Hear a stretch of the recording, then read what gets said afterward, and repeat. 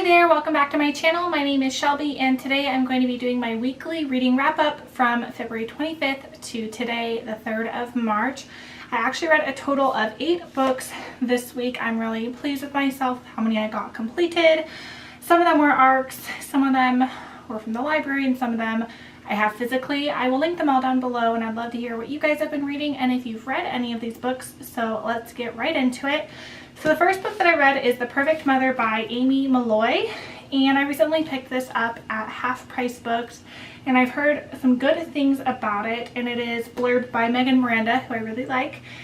And this is a kind of domestic suspense book, and it's about a single mother named Winnie who, while she was pregnant, joined a pregnancy mothers group who all were having their baby in the month of May, and they called themselves the May Mothers. And then after they had their babies, they would get together in the park with their babies and hang out. Well, Winnie is the only one who's single, and the rest of them have their husbands kind of to help out. And so they all offer one night to get her a nanny, and their husbands will watch their babies, and they'll all go out on a night on the town, go to a bar and have some drinks. Well, she does choose to go out, leaves the baby with the nanny. Well, they get a call from the nanny and the baby is missing. So the baby was taken and the police are investigating all the friends. It goes back and forth between the viewpoints of all the different friends, trying to figure out who did it. Everyone seems suspicious, and even the mother, Winnie herself, you're wondering, did she do it? Does she not want to be a mom? Why did this happen? So it's a really good read. I gave it 4 stars. I liked how everyone didn't seem trustworthy, and you're kind of like trying to put the pieces together as all of them are trying to put the pieces together, and I found it really enjoyable. Like I said, I gave it 4 stars. And then after that, I read, finally, Dating You, Hating You by Christina Lauren. I got this months ago from Book Outlet, and this is one of their like earlier publications. And this is a romance, a hate to love romance. About 2 people called Evie and Carter. They meet one day at a costume party at their friend's house, a mutual friend's house, and they strike up an attraction to one another and they want to go out on a date together. They both are in the same profession in Hollywood. They are agents and they both work for rivalry companies, but they go on a date regardless and they have a great time.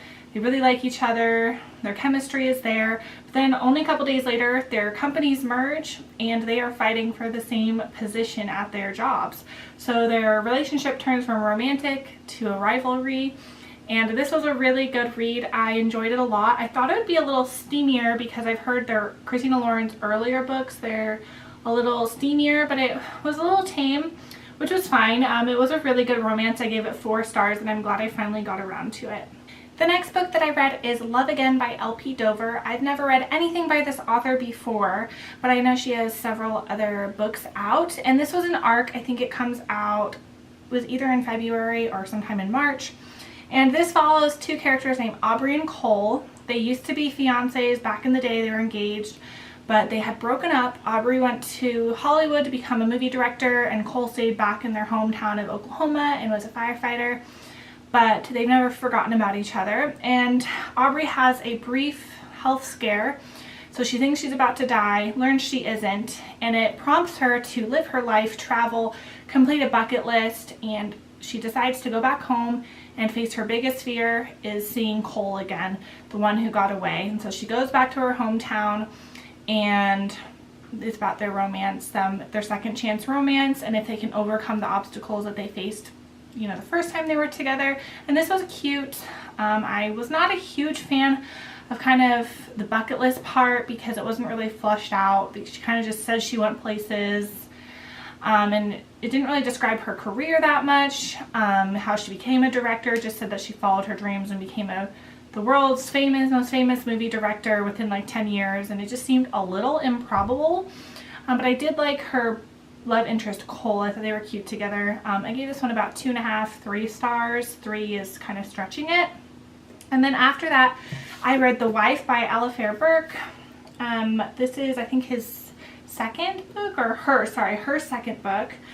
And this is kind of a domestic suspense as well. It's about a married couple named Angela and Jake.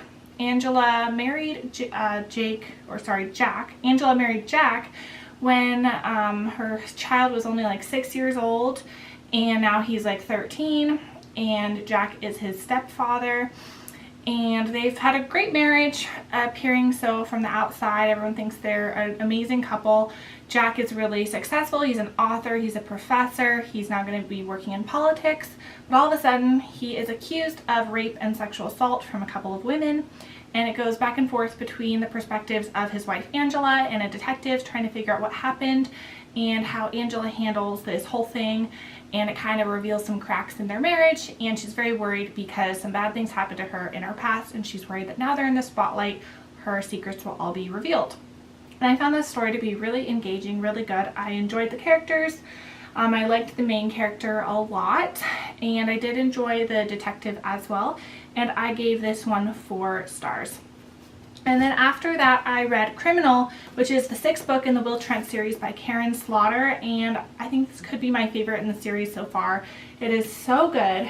So the whole time in the series, you have questions about Will Trent. He's this agent in the Georgia Bureau of Investigation, and you know that he came from a really troubled past, growing up in foster homes, and you're kind of curious, like, where did he come from? And he has this weird connection to his boss, Amanda Wagner, and you're kind of wondering, how did they really know each other and her past, and you kind of get answers.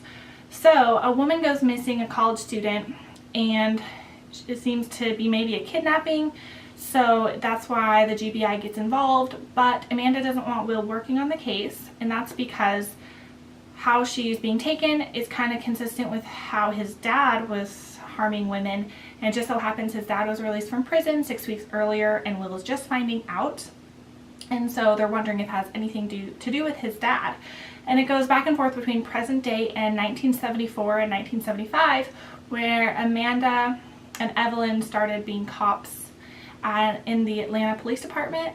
And it is crazy to go back in that time to see just how racist and sexist the police department really was, and how it was so hard for them to be detectives, and how no one took them seriously, and they were the ones who discovered Will's dad as a criminal.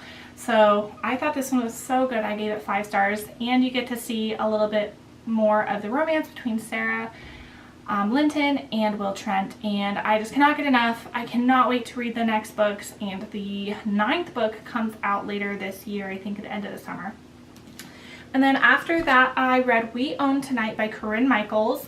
I've never read anything by Corinne Michaels before, but I've heard great things about this romance author, and I did enjoy it for kind of the topic that it covered. This was about Heather, who is a divorced 38-year-old, I believe, and she spends her time as a police officer and taking care of her terminally ill sister, who has a terminal illness. What it is escapes me. But she really doesn't have time to date. But her and her 3 best friends decide to go to a concert for their boy band crush that they've swooned over since they were teenagers, and they're going to their concert. They're front row, and she makes eye contact with the lead singer of the boy band named Eli, and he runs into her and asks her to come to the after party. And unlike what she normally would do, she hooks up with him in his tour bus. And then she regrets it instantly and ditches him. Well, he tracks her down, and Eli really likes her and was shocked that she ran away from him.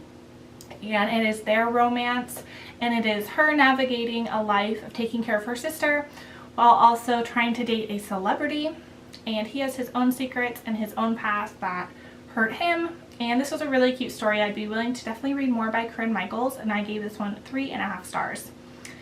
And then I read an arc for Before She Knew Him by Peter Swanson. This comes out on March 5th, so only in a couple of days, and I thoroughly enjoyed it. I struggle with Peter Swanson books. I haven't enjoyed them a lot. I think I've given both of the runs I've read 3.5 stars, but this one finally was one I loved, and I'm really excited for it to come out because I think everyone is going to enjoy it. So this is a story about Hen and Lloyd. They are a married couple. They just moved to a different town near Boston, leaving the home that they were in before. Hen struggles with bipolar disorder, and in their last place that they lived, she became obsessed with the murder of someone who lived on their street. And she just came beyond obsessed, and her husband thought she was having an episode, and so they moved. Well, back in college when she first got bipolar disorder, she basically accused someone she knew of committing crimes, and it turned out she wasn't doing them, and it was an episode of her bipolar disorder, and so her husband thinks it has something to do with her getting obsessed with this crime. Well, they move and they have a dinner with their neighbors named Matthew and Myra, and when they're touring the house, she sees an object on their mantle that is an object from that crime scene that was missing. And so she's convinced that Matthew is a murderer, and she tells her husband, she tells the police, and no one believes her, especially because she's accused people of crimes in the past. So she starts following Matthew, and she sees him commit a murder, and she knows that no one will believe her, and he's going to get away with all these things because everyone thinks she's crazy. And basically he sees her and knows that she's following him and her life might be in danger. And so you see perspective of him and her, and it's just so ridiculous that it's amazing. And I thought this was so good. I gave it 4.5 stars. And then the last book that I read is Good Luck With That by Kristan Higgins. This came out, I believe, in 2018. It's her most recent. She has another one coming out in this summer. I've read so far 4 books by her, and I have one more on my shelf that I own. She's written a lot, but I really like her most recent stuff. She writes women very well. So this is a story about 3 best friends, Emerson, Georgia, and Marley. They met when they were 18 at a weight loss camp because they were all overweight when they were younger, and they all still struggle with their weight. Well, they've been best friends ever since. Marley and Georgia, they live in New York, and then in Delaware, that's where Emerson lives. And Emerson struggles the most with her weight, and now they're almost 35, and Emerson passes away due to obesity related health issues, and it kind of wakes Georgia and Marley up to how much they hadn't really seen Emerson much in the past 15 years or so. And she leaves them this note that they made when they were teenagers of things that they will do, like a bucket list, when they finally get skinny. But no time like the present, so Marley and Georgia decide to complete the list, and it's things like hold a guy's hand in public, eat dessert in public, get a piggyback ride from a guy, have a guy in a bar buy you a drink, things like that, things that they aren't comfortable doing now, being like overweight or not stereotypically skinny. What's interesting though is Georgia, she's lost a lot of weight due to an ulcer, and she loves being skinny now, but she doesn't see herself as skinny. But finally, now that she's like skinny, society's accepting her more, and she doesn't like that. She got divorced like 5 years earlier, and she let the best guy of her life get away from her, and she's never really gotten over it. And now she's a preschool teacher, and her ex's niece is in her class, and so she's having to see him again.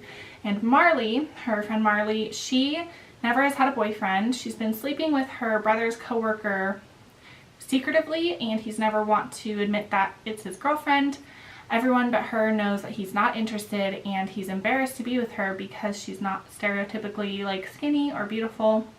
And Marley owns her own home chef business, and one of her clients, she realizes, has a crush on her, and it's kind of their romance as well. And this was so good. It really described their insecurities with their weight and their appearance and how society perceives them.